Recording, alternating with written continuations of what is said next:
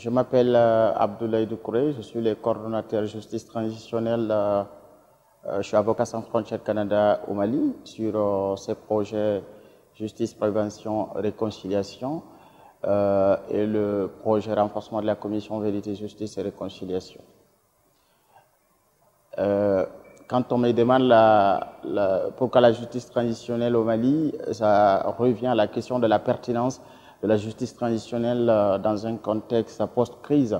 Je crois que la pertinence est là au Mali pour mettre en œuvre les mécanismes de la justice transitionnelle afin de traiter les passés douloureux. Comme vous le savez, le Mali a connu plusieurs crises de son indépendance en nos jours, 3 coups d'État, plusieurs rébellions, au nombre de 4. Il y a eu des tentatives de résolution de ces conflits, mais qui ont été tous ces accords-là, ces conflits-là, soldés des échecs.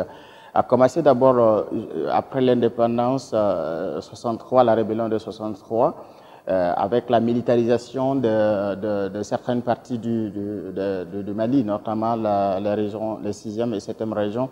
Il n'y avait pas encore la région de Kidal. Kidal faisait partie de la région de Gao. Avec le régime socialiste, c'était pour militariser la zone, la région. Il y a eu beaucoup d'exactions, il faut le dire, avec le gouverneur qui était déployé dans cette partie du Mali. Et le premier accord est revenu en 91, en janvier 91, avec sous l'égide de l'Algérie, qui a été signé à Tamrachet précisément. Donc, mais cet accord n'a pas pu être mis en œuvre, parce que cet accord était signé entre le gouvernement et le mouvement populaire de l'Azawad, le Front islamiste arabe. Parce que 2 mois après cet accord, il y a eu un coup d'État en 92, précisément en mois de mars 92. Cet accord n'a pas pu être mis en œuvre. Donc, il y a eu beaucoup de problèmes. Et après le coup d'État, il y a eu une conférence nationale. Et cette conférence a mis les prémices des éléments d'un nouvel accord qui était le pacte national qui a été signé en 92 précisément. Donc 92, il y a eu pacte national sous l'égide encore de l'Algérie, mais avec l'implication d'autres personnalités, notamment Edouard Pisani, le sénateur français, et M. Miske, Mohamed Baba Miske, le Mauritanien, ont beaucoup mis beaucoup d'efforts dans le processus de négociation de cet accord, de ce pacte national. Cet acte en soi était en sorte il y avait une garantie de lutte contre l'impunité et de résolution des conflits, parce que cet acte prévoyait, entre autres, la création d'une commission d'enquête indépendante. Mais malheureusement, cette commission n'a jamais été mise en place. Et par conséquent, il y a eu d'autres conséquences qui se sont résultées de ce pacte-là, parce qu'il y a eu l'intégration totale de tous les ex-combattants de ces différents mouvements dans les différents corps du Mali, sans un minimum de victimes, de vérification de leur implication dans des exactions graves. Ça posait beaucoup de problèmes par la suite. Et après, il y a eu aussi comme conséquence de ce acte-là des fonds. Des fonds ont été mis à la disposition des populations du Nord. Bon, par l'intermédiaire, il y a eu beaucoup de corruption. C'est pourquoi on parle d'ailleurs des villas de la corruption des années 90 à Gao, à Bamako ici. En réalité, ces fonds n'ont pas été aboutis à leur destination qui était destinée pour le développement. Après ce deuxième acte qui a été solvé vraiment en réalité par le GIEC, il n'y a eu pas d'enquête, pas d'action judiciaire, pas une réponse holistique pour traiter les conséquences de ces conflits. En 2006, mais bien avant 2006, vers les années 2000, il y a eu des révoltes, beaucoup de révoltes socio-politiques, non seulement au sud, mais aussi par des rivalités entre certaines ethnies au nord qui ont abouti à des révoltes, sinon à une rébellion en 2006. 2006 aussi, il y a eu un autre accord d'Alger qu'on appelle sous l'égide encore de l'Algérie. Là encore, les conséquences, sinon l'accord ne contenait pas réellement de résolution consistante, c'est-à-dire de la crise, sinon de traitement de la crise. Donc ça encore, ça a été négociation, arrangement, et ça a toujours eu, c'est-à-dire c'est le précédent conflit qui aboutit à un autre conflit. Et malheureusement, comme on le sait en 2012, depuis 2011 déjà, avec la crise à la Libye, ça il faut le dire, dans l'histoire du Mali, il y a évidemment d'autres conséquences, d'autres causes profondes, notamment la sécheresse, et puis les précédentes rébellions ont permis à beaucoup de nos compatriotes d'aller vers d'autres pays, Algérie et principalement la Libye. Avec la crise libyenne maintenant, avec l'assassinat de Kadhafi, il y a ces Maliens qui sont rentrés, donc sont rentrés avec des armes, avec d'autres stratégies. Donc il y a eu une connotation entre les mouvements rebelles qui sont ici et ces nouveaux arrivants, donc avec d'autres complicités avec les groupes terroristes et djihadistes, donc ils se sont attaqués au Mali, et ça a soldé non seulement à l'occupation de tiers du territoire malien, mais aussi d'autres conséquences ont été entraînées, notamment le coup d'État de mars 2012. Donc le Mali était embrassé de façon générale. Et il y a eu une idée de créer une commission qui va essayer de s'attaquer aux causes profondes, parce que ça, il faut le dire, c'est pourquoi il est important de justifier pourquoi justice transitionnelle au Mali. Je ne vais pas rentrer dans les détails précédents avant l'accord, mais l'accord quand même a prévu de l'opérationnaliser, la commission vérité, justice et réconciliation. Mais le défi est grand parce que c'est un choix politique de donner un mandat très précis à la commission. Je relève que la commission n'a pas un mandat judiciaire.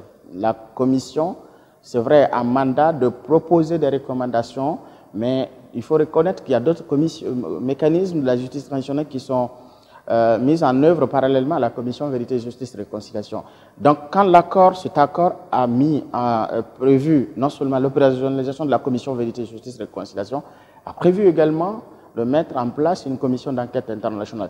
Je crois que toutes ces deux mesures sont en train d'être mises en place, en œuvre. C'est vrai, même si la commission d'enquête internationale a pris beaucoup de temps, aujourd'hui la commission, avec l'égide de la communauté internationale, est mise en place et est en train de travailler aussi sur certains cas très précis. Et la commission vérité, justice et réconciliation a été aussi mise en place, et avec des mandats recherche la vérité, proposer un programme de réparation pour réparer les victimes, prendre des mesures ou faire des recommandations à l'État afin de prévenir des nouvelles crises en termes de réforme, que ce soit dans le domaine beaucoup de domaines de la République.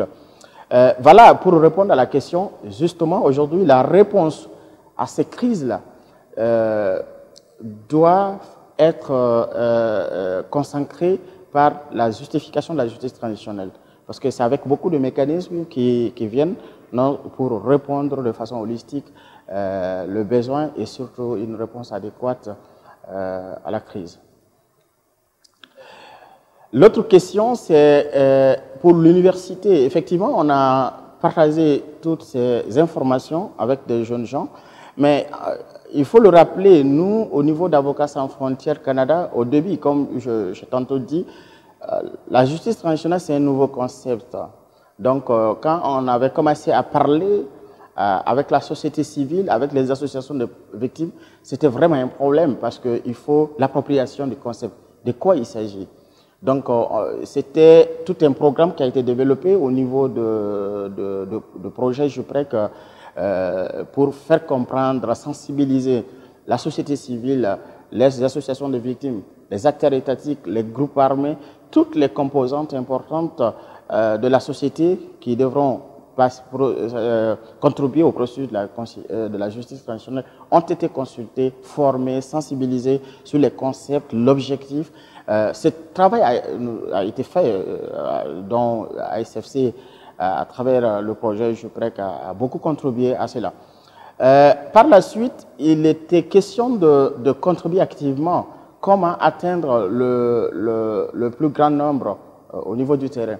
On a été confronté vraiment à ce problème parce que s'il faut faire déplacer les gens qui viennent ici, des experts, mais qui ne peuvent pas partir dans les régions très éloignées, là où il y a eu des crises, pour mobiliser, pour sensibiliser, compte tenu de la situation d'insécurité.